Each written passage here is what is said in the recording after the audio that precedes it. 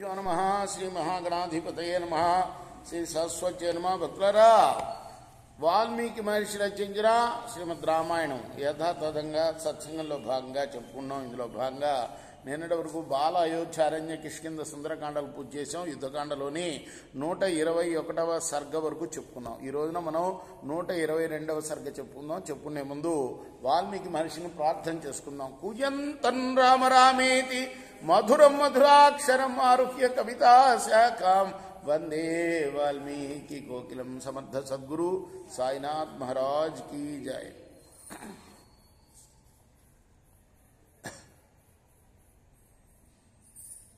సీతాదేవిని దగ్గరికి తీసుకున్నాడు. అగ్ని అప్పగించాడు. ఆమె ఎలా ఉందో అగ్ని ప్రవేశానికి ముందు అలాగనే అప్పగించాడు. తర్వాత మహేశ్వరుడు అన్నాడు, రామా నువ్వే పుండరీకాక్షుడవయ్యా, మా భాగ్యవశం నువ్వు రావణాసురుణ్ణి చంపేశావు. ఈ పని నువ్వు తప్ప ఇంకెవ్వరూ చేయలేరు. సర్వలోకాలు కూడా ఆ దుర్మార్గుడి వల్ల గాఢాంధకారంలో పడిపోయాయి. నువ్వు కాబట్టి ఆ రావణాసురుడితో యుద్ధం చేసి వాడిని వధింప చేయగలిగావు. ఇది మా భాగ్యం. నువ్వు ఇక అయోధ్య నగరానికి వెళ్ళవయ్యా. ఎవరంటున్నారు? శివుడు.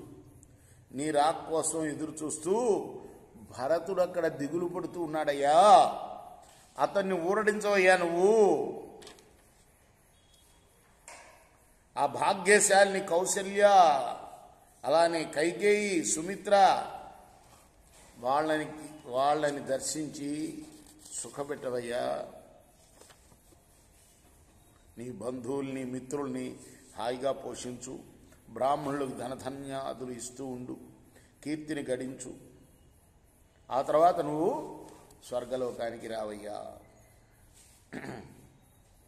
చూడు, ఇక్కడ చూడు, నీ తండ్రి విమానంలో కూర్చొని ఉన్నాడు. నీ తండ్రి కూడా వచ్చాడు నిన్ను చూడటానికి. తరించిపోయాడయ్యా నువ్వు చేసిన పనికి. మీ అన్నదమ్ములు ఇద్దరు పోయి ఆయనకి నమస్కరించండి అన్నారు. అప్పుడు వాళ్ళిద్దరూ దశరథ మహారాజుని దర్శించారు. తన పుత్రులను చూచి మహానందపడ్డాడు దశరథ మహారాజు. ఎక్కడున్నాడు ఆయన? స్వర్గంలో ఉన్నాడు. కాబట్టి స్వర్గంలో ఉన్న దేవతల పాటు ఆయన కూడా తరలి వచ్చాడు అనమాట. దేవతగా మారాడనమాట ఆయన. అంతే. మనం చెప్పుకుంటాం కదా, పుణ్యం వల్ల స్వర్గం వస్తుంది.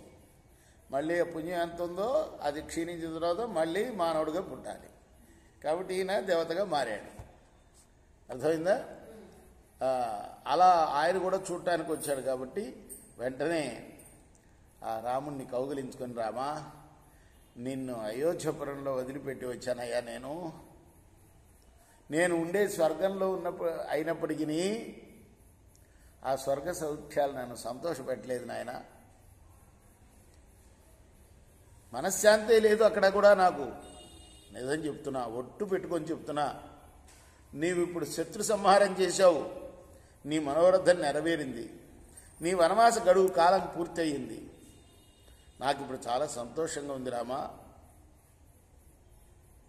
నిన్ను అడవికి పంపడానికి కైకేయి ఏ మాటలు చెప్పిందో అవన్నీ నాకు జ్ఞాపకం వస్తున్నాయి. నువ్వు లక్ష్మణుడితో కూడి హాయిగా సుఖంగా ఉన్నావు, అదే నాకు చాలు అంటూ మళ్ళీ ఒకసారి ఇద్దరిని, రాముణ్ణి లక్ష్మణుని కౌగిలించుకొని, అయ్యా రామ, నాయన నా దుఃఖం తీరిపోయింది, లక్ష్మణ నా దుఃఖం తీరిపోయింది.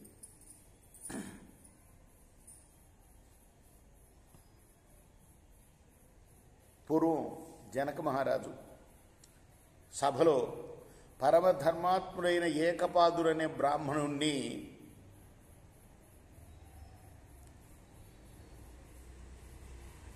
వరుణపుత్రుడైన వంది శాస్త్రవాదంలో జయించాడు.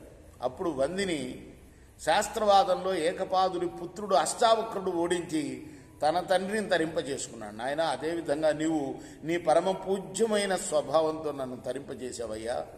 రావణ సంహారం కోసం నీ రాజ్యాభిషేకానికి దేవేంద్రాదులు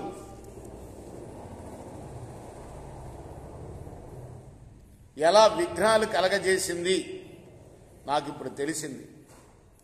అంటే రాముడికి పట్టాభిషేకం చేయకుండా కైకేయి కాదు, సాక్షాత్తు ఇంద్రాది దేవతలే అడ్డం పడ్డారు అని చెప్తున్నాడు. నాకు ఇప్పుడు తెలిసింది ఆ విషయం. దేనికి అడ్డం పడ్డారు? ఈ రావణ సంహారం కోసం. రామా నువ్వు పురుషోత్తముడు, అంతే కదా. మనం చేసే పనులకి దానికి ఒక ప్రయోజనం ఉంది. కైకేయి అలా అడగడానికి వీళ్ళు ఆమెకి అలా కలిగించారు మనసులో, దేవతలు కాబట్టి అలా అడగమని. అంటే ఆమెకి ఏం తప్పు లేదు, ఈ ఇంద్రాదుల వల్లనే అయింది అని నాకు ఇప్పుడు అనిపిస్తుంది. అయ్యా నువ్వు పురుషోత్తముడివి, నువ్వు ఇక్కడి నుంచి అయోధ్య నగరానికి వెళ్ళు, కౌసల్య నేను చూచి ఎంతో సంతోషపడుతుంది నాయన. ఆమె కృతార్థురాలు. ఆమె కాదు, అయోధ్య నగరంలో నీ రాజ్యాభిషేకం చేసే రాజులందరూ కూడా కృతార్థులే. వారే కాదు, నీ రాజ్యాభిషేకం చేసే ప్రతి వాడు, అంటే ప్రతి పౌరుడు, అందరూ కృతార్థులే రామా. నీ మీద అనురాగంతో ఉన్న భరతుణ్ణి నువ్వు అయోధ్య నగరంలో కలుసుకున్నప్పుడు నేను మిమ్మల్ని చూడాలని అనుకుంటున్నాను. ఇది నా కోరిక నాయన. 14 సంవత్సరాలు లక్ష్మణుడితో కలిసి అడవిలో గడిపావు, నీ వనవాసం పూర్తి చేశావు, నీ మనోరథం సఫలమైంది నాయన. ముల్లోకాలు కొనియాడే పని చేసి ఉన్నావు, నువ్వు అఖండ యశస్సును సంపాదించావు. ఇక నువ్వు రాజ్యపాలన చేస్తూ నీ తమ్ములతో కూడా బహుకాలం జీవించు అని ఆశీర్వదించాడు. రాముడు అప్పుడు చేతులు జోడించి, తండ్రి నువ్వు సమస్త ధర్మాలు తెలిసిన వాడివి, నేను ఒక మాట అడుగుతున్నాను, అనుగ్రహించి చెప్పు. నువ్వు అప్పుడు కైకేయీదేవిని భరతుడికి కూడా పరిచయించావు అని చెప్పావు. ఇది ఘోరమైన శాపం. నువ్వు ఇప్పుడు వాళ్ళని అనుగ్రహించాలి. ఆ భయంకరమైన శాపం వారిని అంటకుండా నువ్వు కాపాడాలి. అనగానే దశరథ మహారాజు అలానేనని చెప్పి లక్ష్మణుని కూడా మళ్ళీ ఒకసారి కౌలగించుకుని, ఆయన నువ్వు సీతారాములకి భక్తితో ఎంతో సేవ చేశావు, అందుకు నేను చాలా సంతోషపడుతున్నాను. నీకు దానివల్ల గొప్ప పురుషార్థం లభ్యమైంది. నువ్వు ధర్మంజుడివి, నేను చెప్పవలసిన పని లేదు. రాముడు ప్రసన్నుడైనట్లయితే నీకు ఈ భూమి మీద సమస్త ధర్మ ఫలాలు కూడా సంప్రాప్తం అవుతాయి. నువ్వు గొప్పవాడివి అవుతావు, అఖండమైన యశస్సు వస్తుంది. తర్వాత స్వర్గ సౌఖ్యాలు కూడా అనుభవిస్తావు. నువ్వు సుమిత్రకి నా భార్య సుమిత్రకి ఆనందాన్ని వర్ధింపచేసిన వాడివి. దేవతల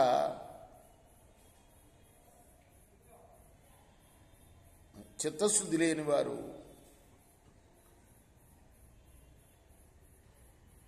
బ్రహ్మ నాశరహితము అన్న విషయం తెలుసుకోలేరు.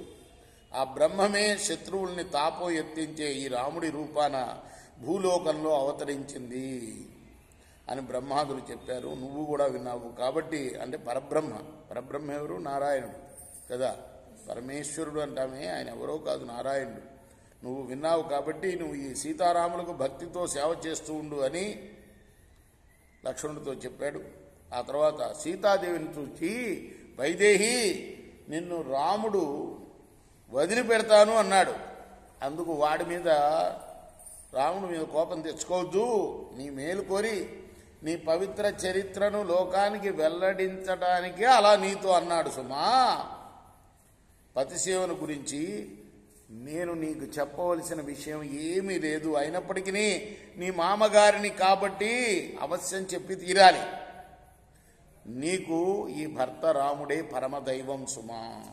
ఈ విధంగా మాట్లాడి తర్వాత దశరథుడు తన స్వర్గలోకానికి వెళ్ళిపోయాడు. ఇది రామాయణ యుద్ధకాండంలోని ఎన్నో సర్గ? 122వ సర్గ. రేపు మనం 123వ సర్గ చెప్పుకుందాం. కృష్ణార్పణమస్తు.